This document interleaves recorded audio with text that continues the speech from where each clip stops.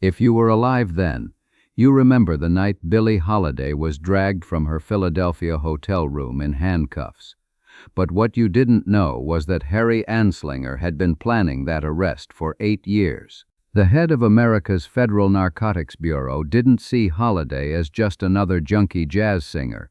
He saw her as the single most dangerous black woman in America, not because of what she put in her veins, but because of what came out of her mouth. But then what happened next would change jazz history forever. The 20-year war between the United States government and one woman with a gardenia in her hair had begun, and by July 1959, when the final FBI file closed on Holiday's hospital bed, it would reveal the most expensive surveillance operation ever conducted against an American artist. This isn't just another tragic celebrity story. It's documented proof of how far the American government would go to silence one song that exposed the nation's darkest secret. If understanding the real forces that shaped American music matters to you, subscribe now to discover more hidden stories that changed history.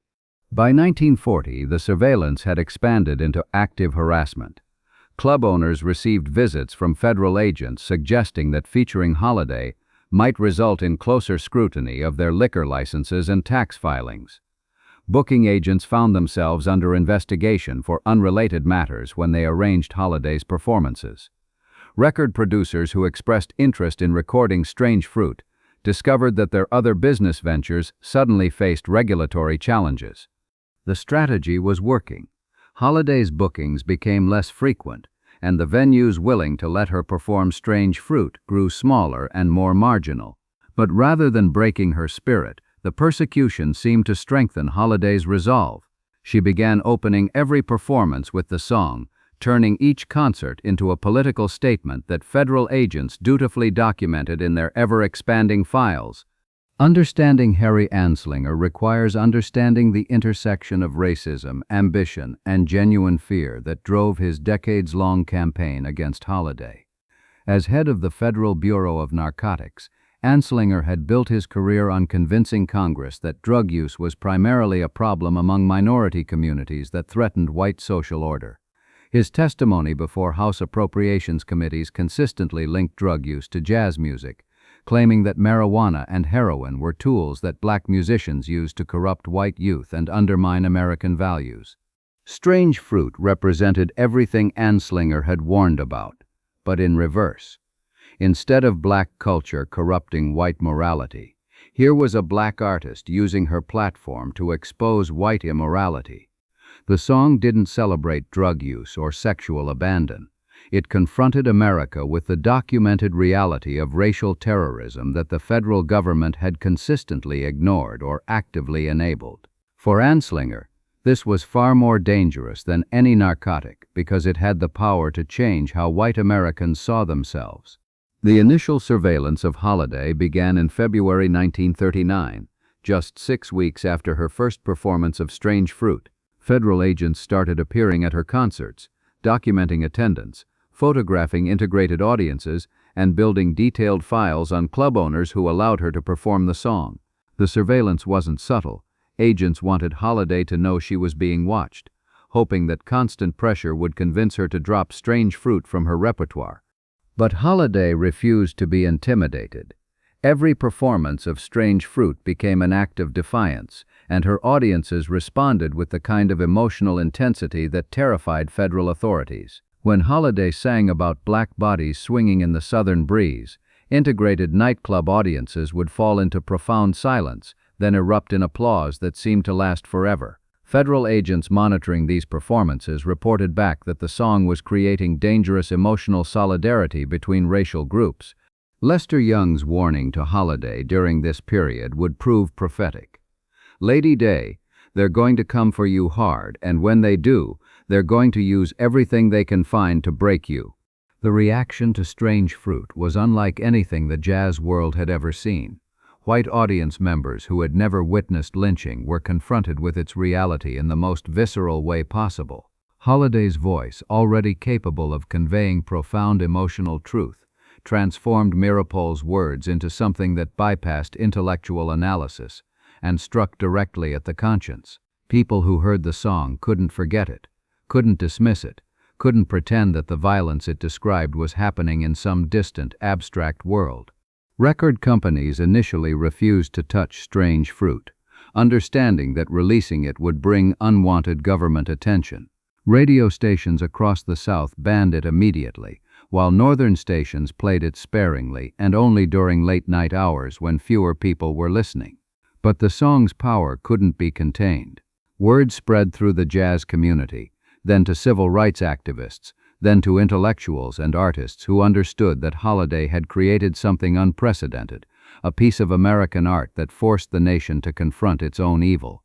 Harry Anslinger received his first detailed report about Strange Fruit on January 15, 1939, just 2 weeks after Holiday's debut performance. The report, filed by agent James Fletcher, described the song as inflammatory racial propaganda designed to incite Negro rebellion and create anti-American sentiment among white liberals. But Anslinger's response went beyond professional concern about social order. In his private notes, discovered decades later, he wrote, "This Holiday woman has weaponized her voice. The song must be stopped and she must be neutralized before it spreads further." December 30, 1938. The integrated nightclub Café Society in Greenwich Village buzzed with the kind of nervous energy that only comes when boundaries are about to be crossed. White socialites sat next to Harlem intellectuals, communist writers shared tables with Wall Street financiers, and in the back corner, 2 federal agents pretended to enjoy their overpriced cocktails while taking notes on everything they observed. What none of them knew was that they were about to witness the birth of American protest music's most dangerous weapon. Billie Holiday had been performing at Café Society for months, her voice weaving through the smoky air like silk threads binding together an audience that shouldn't have existed in segregated America. At 23, Lady Day had already established herself as jazz's most distinctive voice, but she was still searching for something that would transform her from entertainer into artist. That transformation came in the form of a Jewish high school teacher named Abel Meeropol, who had written a poem so disturbing that most publishers refused to print it. Meeropol's poem described the horrific reality of lynching in America with unflinching detail. Black bodies hanging from poplar trees like strange fruit, the scent of magnolias mixing with burning flesh, children picnicking beneath the swaying corpses. When he approached Holiday about setting his words to music, he wasn't looking for a hit song. He was looking for someone brave enough to force America to confront its own brutality. Holiday read the lyrics once, looked up at Meeropol with tears in her eyes, and said simply, "I'll sing it, but you need to understand. This song is going to get me killed." What Holiday couldn't have known was that federal agents had been quietly documenting the racial integration at Café Society since its opening. The club's owner, Barney Josephson, was already on the FBI's watch list for his communist sympathies and his dangerous practice of allowing black and white patrons to socialize freely. When Holiday first performed Strange Fruit on that December night, the federal agents in the audience understood immediately that they weren't just hearing a song, they were witnessing the birth of something that could fundamentally change how white Americans saw their country. But what happened in the weeks following that performance would prove that the government's fear was justified, and their response would be swift and merciless. The federal government's breakthrough in their campaign against Holiday came through a source they hadn't expected: her own struggle with addiction. Like many jazz musicians of her era, Holiday had begun using drugs as a way to cope with the psychological toll of constant racism and professional uncertainty. What started as occasional heroin use to manage emotional pain gradually developed into a dependency that made her vulnerable in ways she couldn't have anticipated. Federal agents monitoring Holiday's personal life discovered her drug use by late 1941, but they didn't act immediately. Instead, they began documenting her sources, her usage patterns, her behavior while under the influence. They were building a case, but more importantly, they were waiting for the perfect moment to strike when Holiday was at her most vulnerable and when her arrest would cause maximum damage to her career and credibility. The strategy was brilliant in its cruelty. Rather than arresting Holiday for drug possession when she first began using, federal agents allowed her addiction to deepen, knowing that each month of dependency would make her eventual prosecution more devastating. They watched as heroin transformed from an occasional escape into a daily necessity, documenting every stage of her deterioration while planning how to use it against her. But what Holiday didn't know was that some of her closest associates had already been turned into federal informants, and the trap that would destroy her was being set by people she trusted most. The arrest that would define the final chapter of Holiday's career was planned with military precision. Federal agents had been tracking Holiday's movements for months, waiting for the perfect opportunity to strike when she was most vulnerable, and when the arrest would cause maximum damage to her reputation. That opportunity came in May 1947, when Holiday was traveling from a private treatment clinic in California where she had been trying to overcome her heroin addiction. The location wasn't chosen randomly. Philadelphia's federal court system was known for harsh drug sentences, and local law enforcement had a strong working relationship with Anslinger's bureau. More importantly, Pennsylvania's cabaret license laws would automatically prevent Holiday from performing in New York venues if she were convicted of a drug offense. Federal agents understood that destroying Holiday's ability to perform in New York was equivalent to ending her career. But the most devastating aspect of the trap was that Holiday walked into it believing she was finally getting her life back together.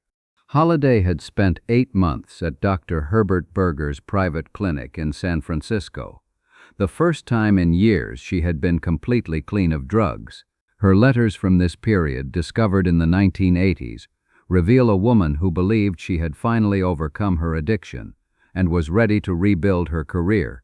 She wrote to friends about returning to New York, about new songs she wanted to record, about the possibility of finally escaping the cycle of addiction and surveillance that had consumed her life.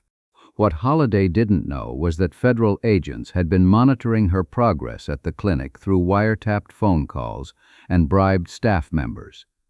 They knew exactly when she would be released, what route she would take back to New York, and where she would stop along the way. The Philadelphia hotel where she was arrested had been under federal surveillance for weeks before her arrival, with agents already having secured cooperation from hotel staff. The evidence found during Holiday's arrest raised immediate questions that were never adequately answered in court. The amount of heroin discovered in her hotel room was far more than a recovering addict would typically possess, and multiple witnesses later claimed that Holiday had been completely clean during her stay at the California clinic.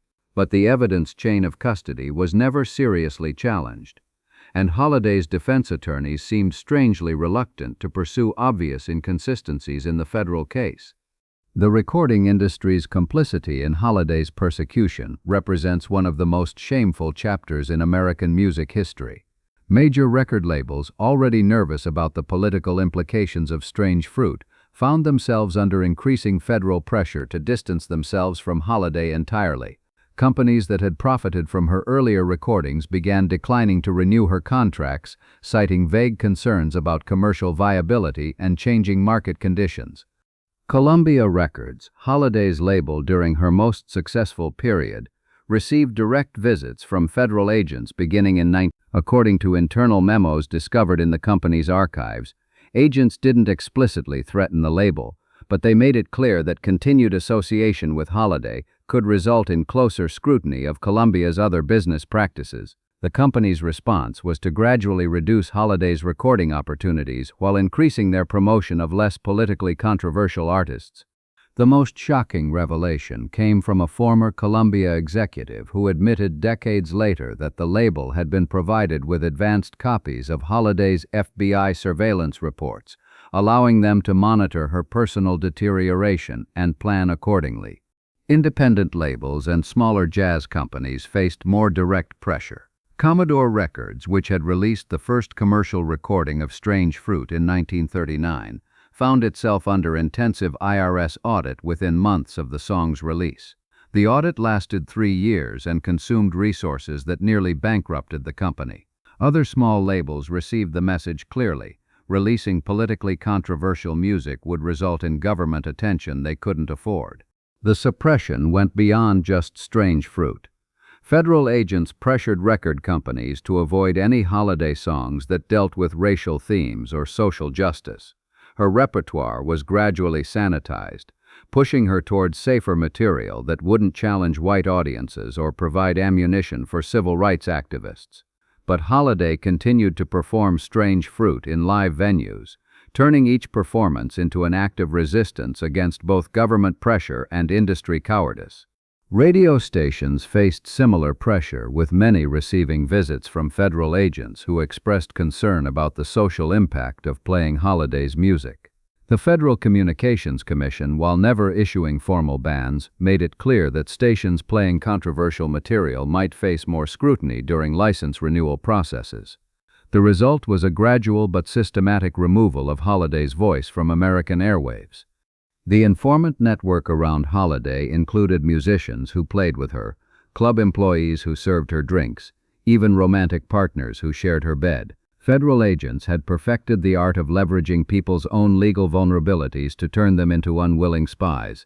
A musician facing immigration issues might find his problems disappearing in exchange for reporting on Holiday's activities.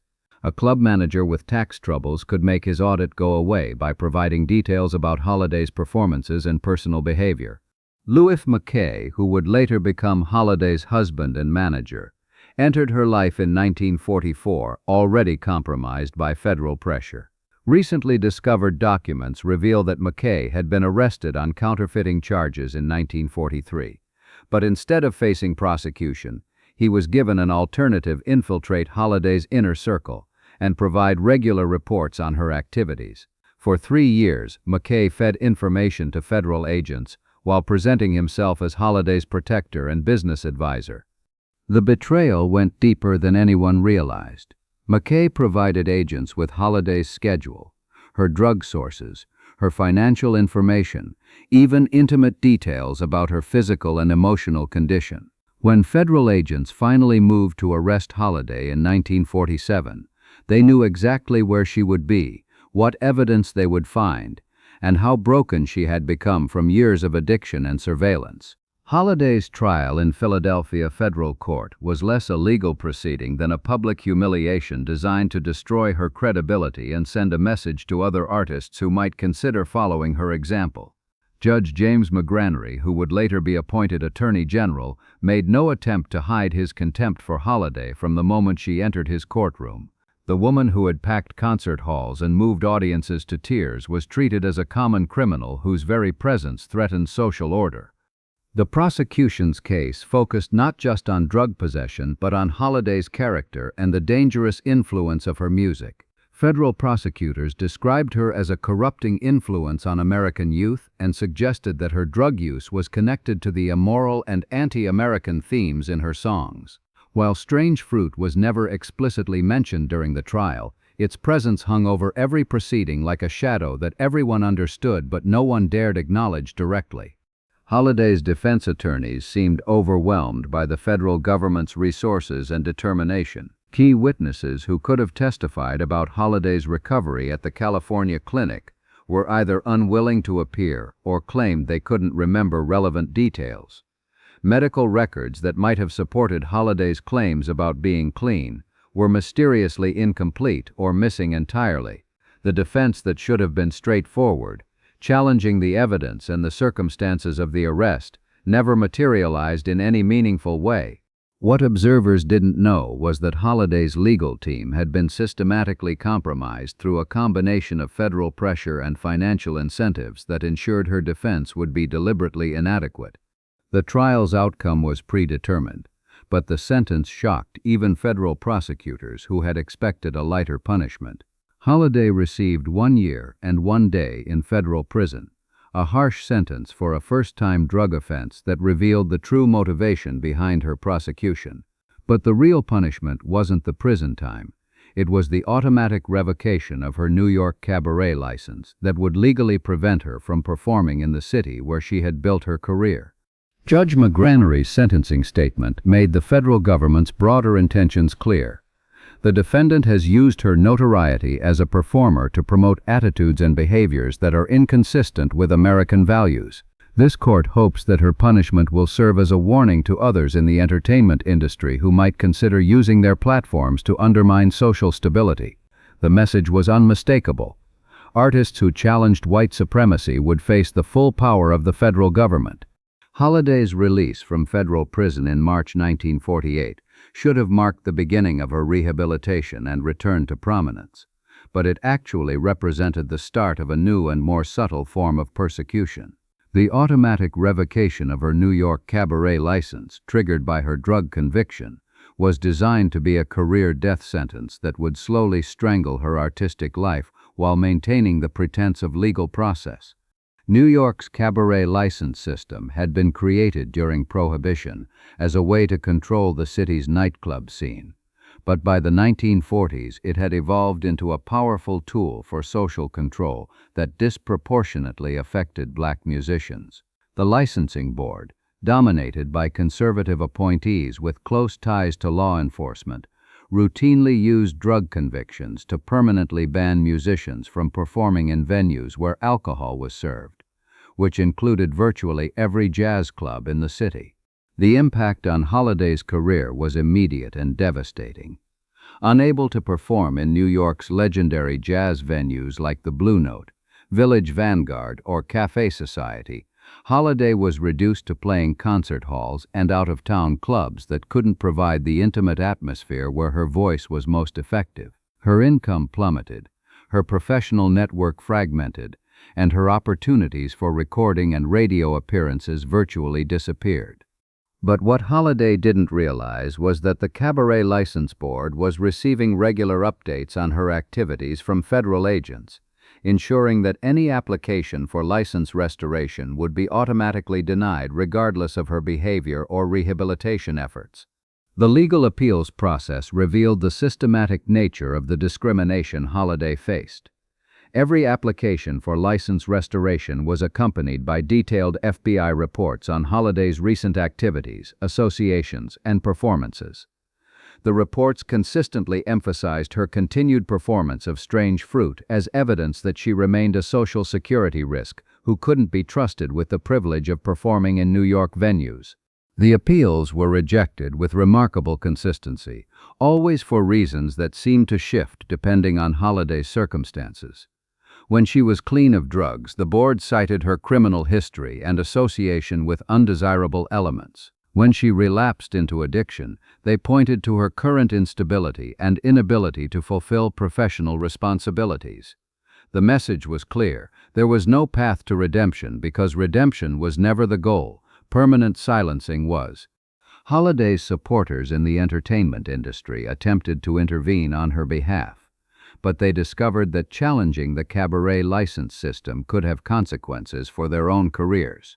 Club owners who spoke out against Holiday's treatment found themselves facing increased scrutiny from fire marshals, health inspectors, and tax auditors.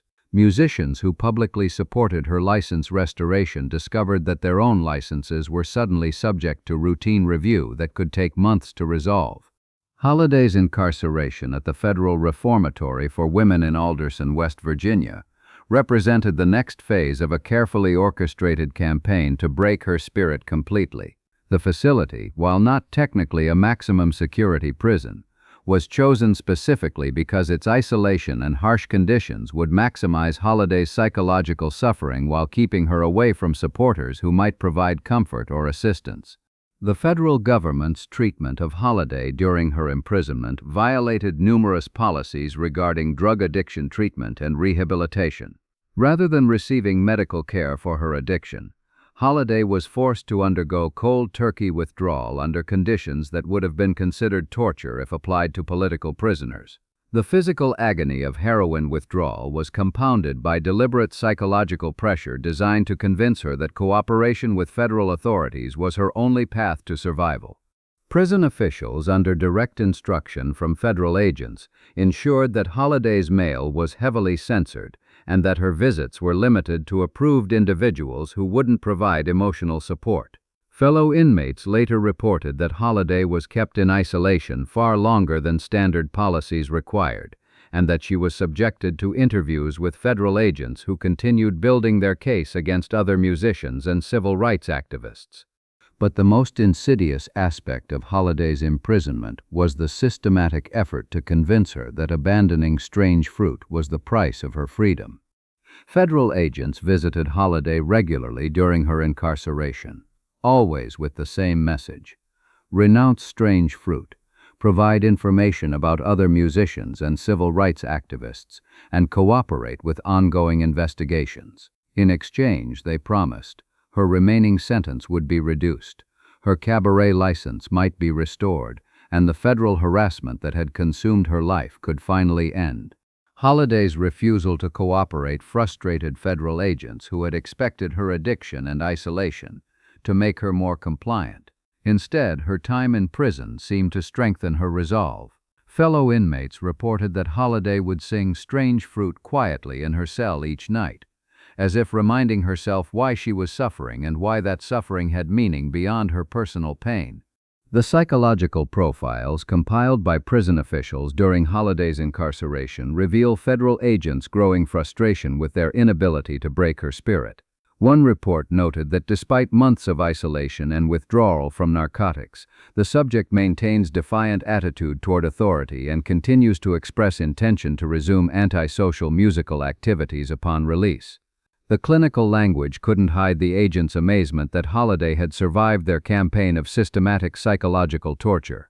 Despite the federal government's systematic campaign to isolate Holiday, a network of musicians, intellectuals, and civil rights activists quietly worked to keep her career alive and her message heard. This underground network understood that Holiday's persecution represented a broader attack on artistic freedom and civil rights that went far beyond one woman's struggle with addiction. Norman Granz, the legendary jazz impresario behind Jazz at the Philharmonic, became one of Holiday's most important allies during her darkest years.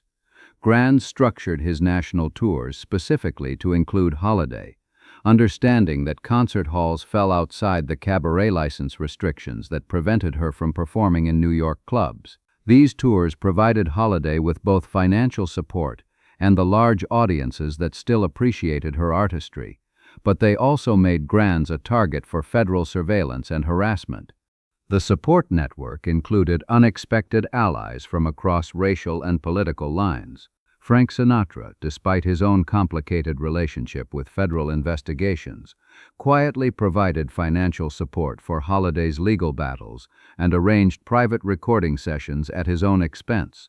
Ella Fitzgerald, typically non-political in her public persona, used her influence to ensure that Holiday received performance opportunities at major venues where integrated audiences could still hear Strange Fruit. But the most important support came from civil rights activists who understood that Holiday's persecution was part of a broader federal campaign to silence black voices that challenged white supremacy.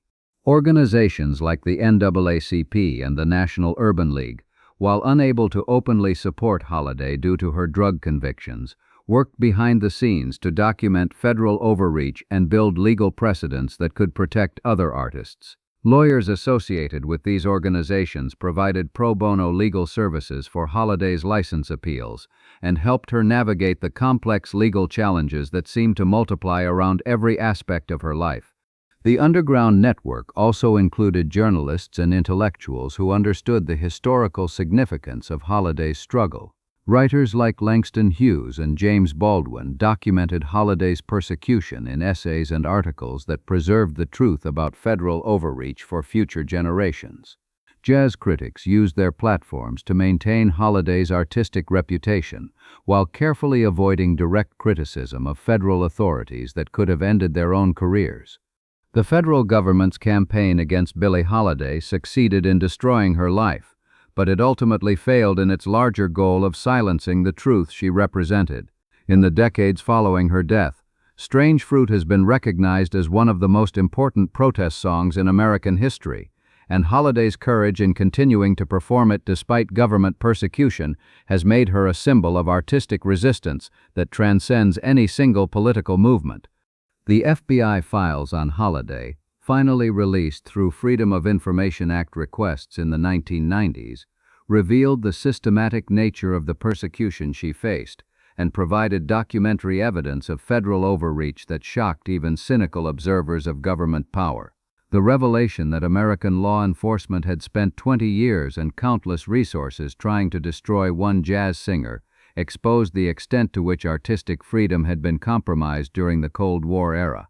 Modern artists from Nina Simone to Beyoncé have explicitly credited Holiday's example as inspiration for their own willingness to use their platforms for social and political commentary. The path Holiday carved with her courage and paid for with her life made it possible for subsequent generations of artists to speak truth to power with less fear of government retaliation.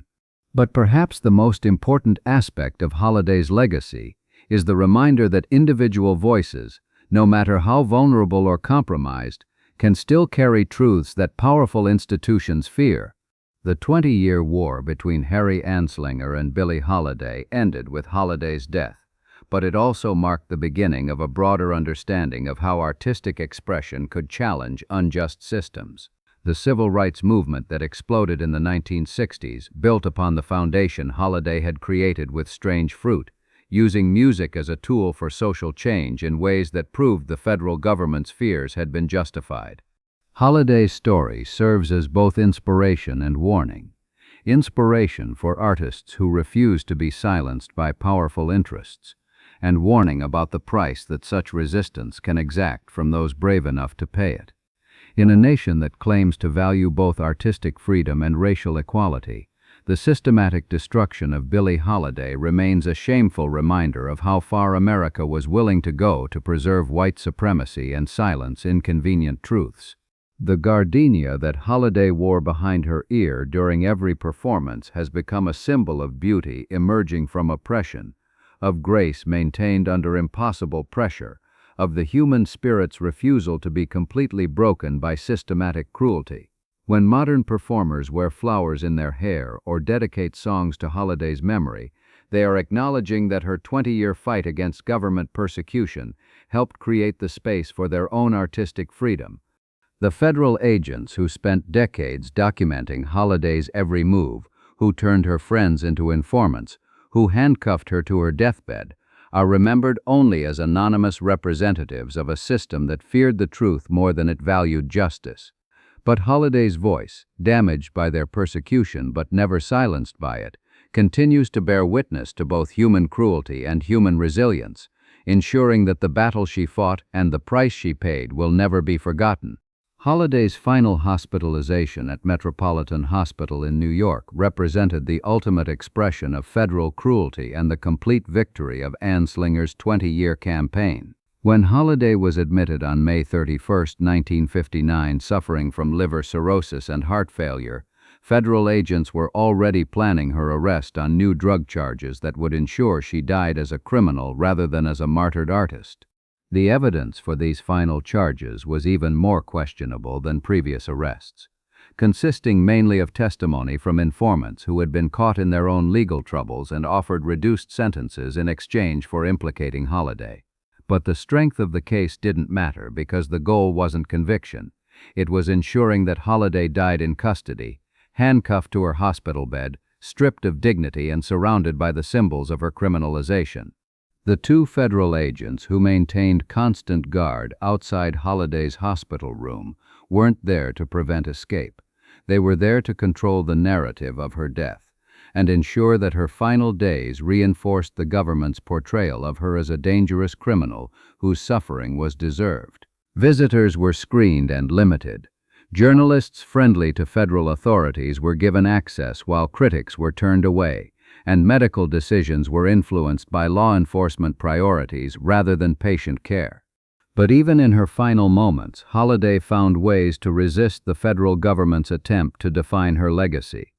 Nurses reported that Holiday spent her final conscious hours humming fragments of Strange Fruit, the song that had marked her for destruction but had also given her life its ultimate meaning. When asked by a nurse why she continued singing despite her pain, Holiday reportedly whispered, "They can handcuff my hands, but they can't handcuff my voice." Those were among the last coherent words she spoke before slipping into the coma from which she never awakened. Holiday's death certificate listed the cause as liver cirrhosis and heart failure, but it didn't mention the 20 years of federal persecution that had driven her to the drugs and alcohol that destroyed her body. It didn't record the psychological warfare that had isolated her from support systems that might have saved her life. It didn't acknowledge that she had died as a political prisoner in a country that had never admitted it was holding one. Holiday's performances during the final years of her life took on the quality of acts of resistance that transcended entertainment and approached the level of political theater. Each appearance became an opportunity to bear witness to both personal suffering and systemic injustice, with Holiday using her deteriorating voice to convey truths that healthy voices couldn't capture. The Carnegie Hall concert on March 27, 1948, just 10 days after her release from federal prison, represented Holiday's most defiant response to government persecution. Standing before a sold-out audience that included federal agents documenting every word, Holiday opened with "Strange Fruit" and performed it with an intensity that seemed to channel years of suffering into 3 minutes of pure emotional truth. The standing ovation that followed lasted nearly 15 minutes, a public repudiation of the federal government's attempt to silence her. But Holiday's voice had been permanently damaged by months of prison stress and drug withdrawal. The smooth, playful quality that had made her famous was replaced by a rough, fragile sound that seemed constantly on the verge of breaking. Critics were divided about whether this change represented artistic evolution or tragic deterioration. But audiences understood intuitively that they were hearing something unprecedented. The sound of human resilience pushed to its absolute limit. Federal agents monitoring these final performances noted with alarm that Holiday's deterioration seemed to make her more powerful, not less, and that audiences responded to her vulnerability with even greater emotional intensity. The last recorded performance of Strange Fruit took place at the Phoenix Theater in Greenwich Village on May 25, 1959, just 2 months before Holiday's death. The performance was captured by amateur recording equipment and later released bootleg, providing a haunting document of Holiday's final act of artistic resistance. Her voice, barely able to sustain the song's longer phrases, still conveyed the essential truth that had made the song dangerous 20 years earlier. Federal agents in the audience that night filed reports noting that Holiday appeared to be dying, but that she had performed Strange Fruit with undiminished defiance toward American social order. The clinical language couldn't capture the profound sadness of watching America's conscience sing itself to death while government representatives counted the house and documented the audience's tears as evidence of ongoing social threat.